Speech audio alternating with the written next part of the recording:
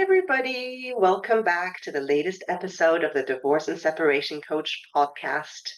Today is actually the 13th of February, as in the day before Valentine's Day. And everybody's talking love and romance, and we're talking divorce, but divorce with a smile. I'm joined by Jackie Philossoph, who's the founder of Divorce Girls Smiling. And that's a company that connects people who are facing divorce with trusted and vetted divorce professionals. So it's an incredibly helpful resource for people who are going through divorce. And their mission is really to empower both men and women, to inspire them, to connect them before, during, and after their divorce. Jackie's background, interestingly enough, is in broadcast journalism. I did not know that before we discussed this. She's a former television news reporter and a features reporter, as well as a writer for the Chicago Tribune.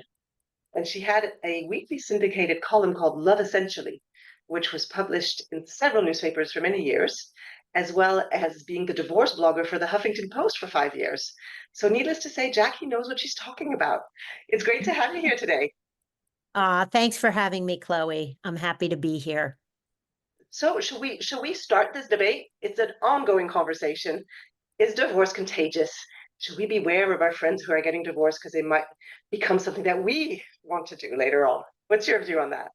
Well, it's funny because I was the first person to get divorced in my community, and I didn't know any other divorced women at the time. Now I'm going back to 2008. Yeah. And I used to do these kickboxing classes at my gym. Hmm. And what ended up happening was like over the years, I was known as the divorce person, the divorce girl.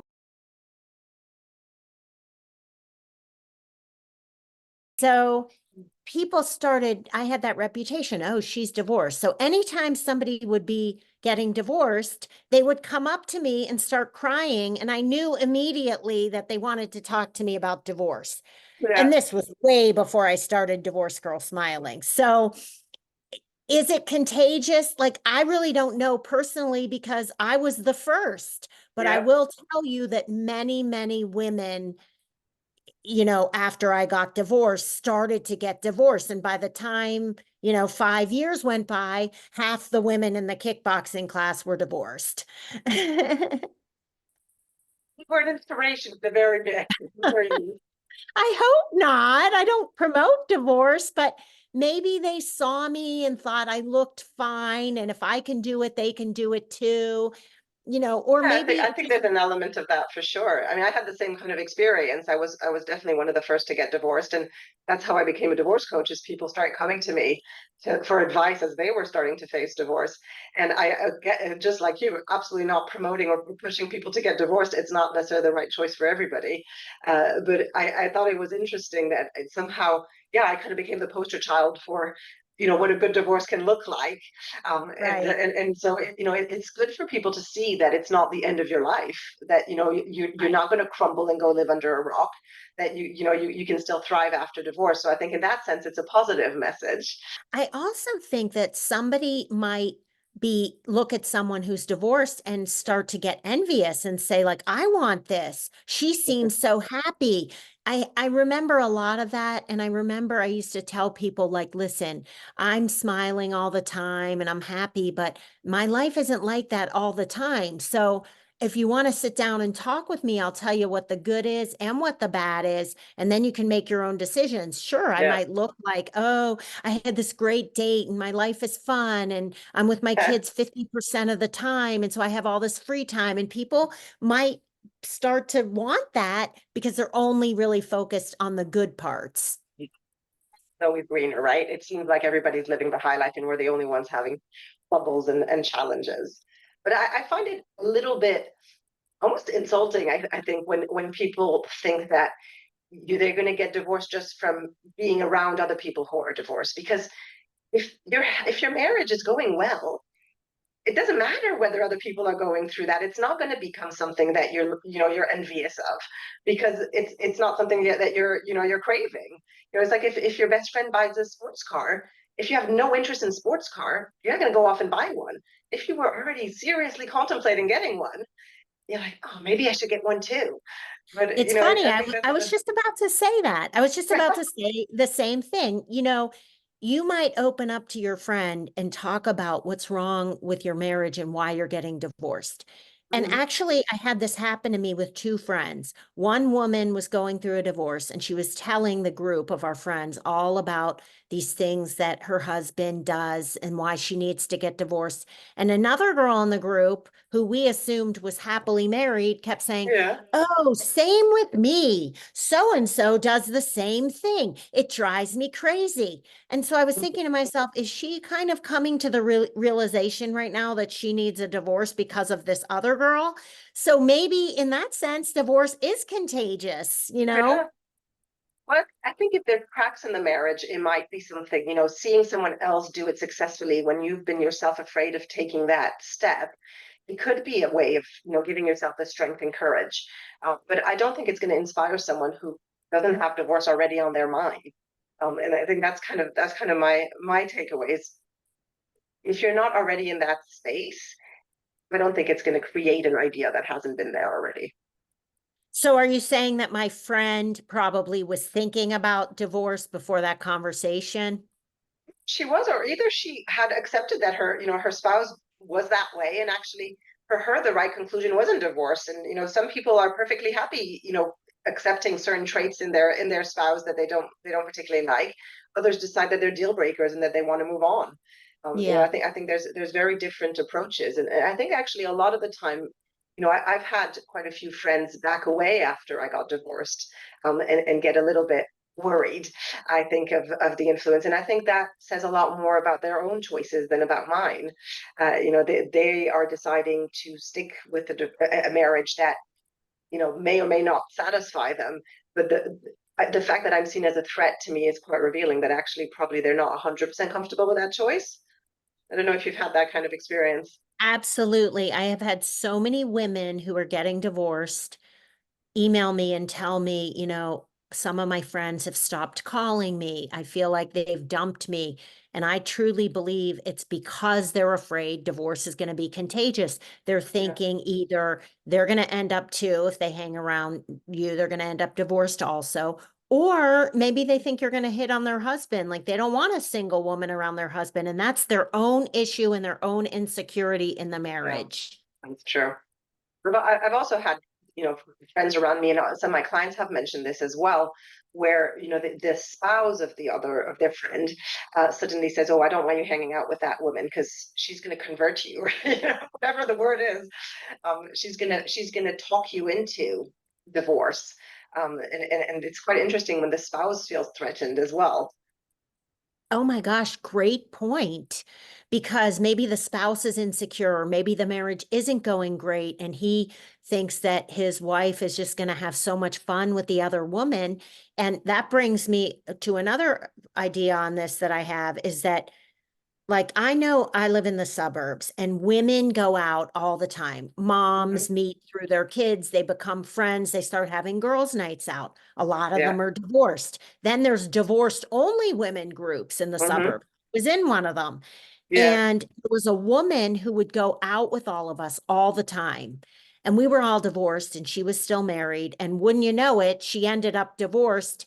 And it was sort of like no one was surprised because she would go Yeah. out with us and kind of acted like she was divorced. So we knew that the marriage wasn't so great. Yeah. It was almost like she was testing it out, right? To see whether Yeah, what it would be like if she was divorced and she was part of your group.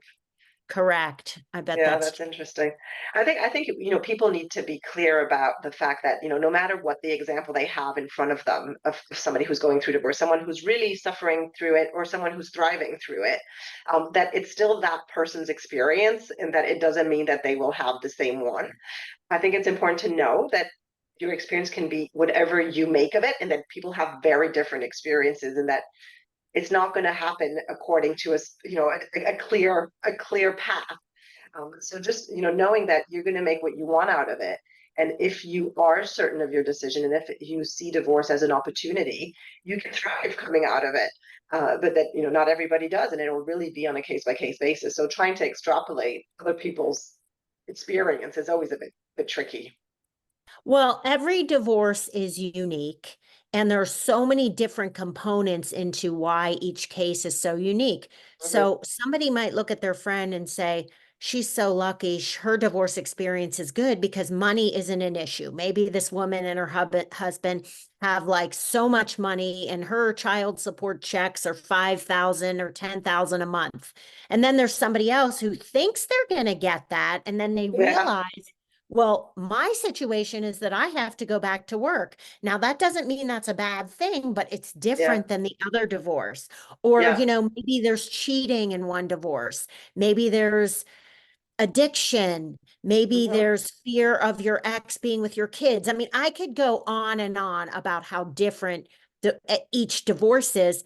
But to Yeah, your point, Chloe, every divorce is so different that the experience is going to be so different for you and so unique that you yeah, can't look at other people and say, if she's getting divorced, it's going to be fine because look how happy she is. You have to yeah. really look within.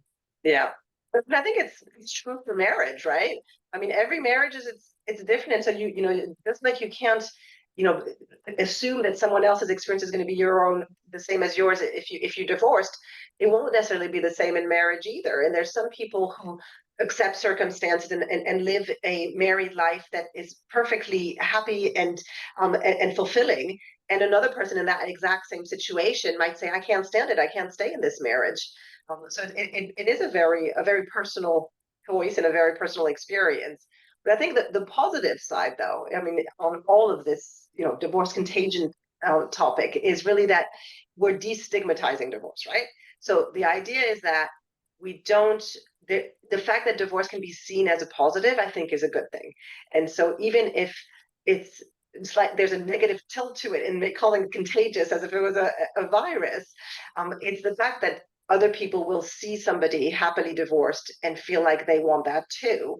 I think that's a very positive message because for many years divorce was seen like it seemed like a doomsday scenario where your life basically ended and you were cast off to a desert island. So I think that you can look at Well, it as a positive thing too. right. Contagious doesn't even mean a bad thing. It That's could be true. good contagious. Yeah. And actually, one thing I always say to people is I don't promote divorce, I promote happiness. Yeah. So basically, if the divorce is right, it's a good thing. Yeah. But I don't promote divorce. I'm very romantic. I love marriage. I love being in love, but it has to be with happiness. Great.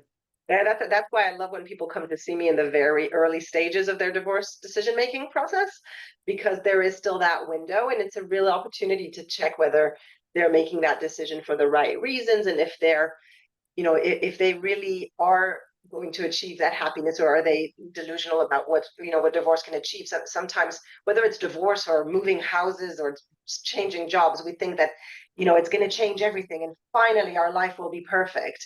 But we take our baggage with us, right? So it's not going to resolve every single problem everyone has, no matter what the Well, decision is.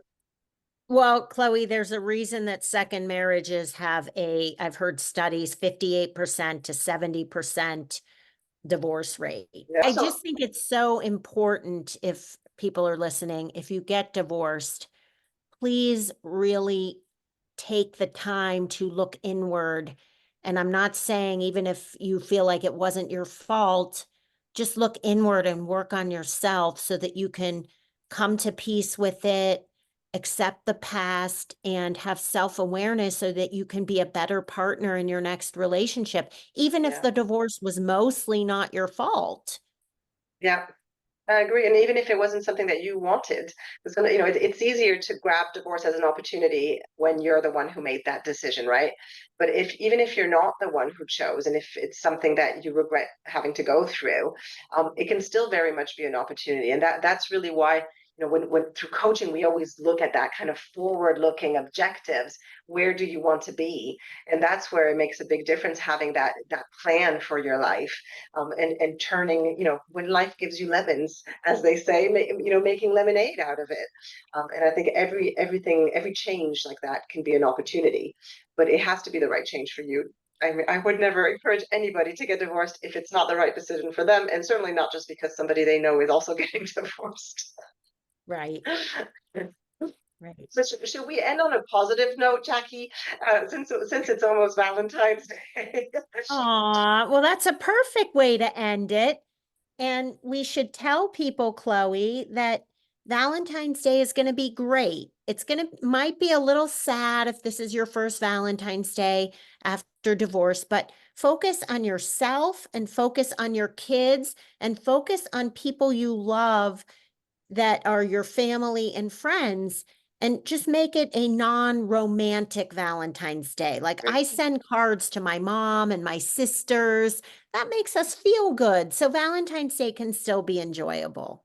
I agree. It's about love, right? It doesn't have to be romantic love. It can And be it's any about kind of love. chocolate too.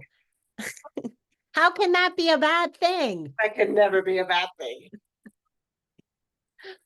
Thank you so much, Jackie. This was a great chat to have. Thank you for joining me. Thank you for having me. And I think that you are such a wonderful coach.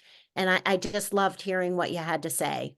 Thank you so much. It was great hearing your experiences as well. And have a great day.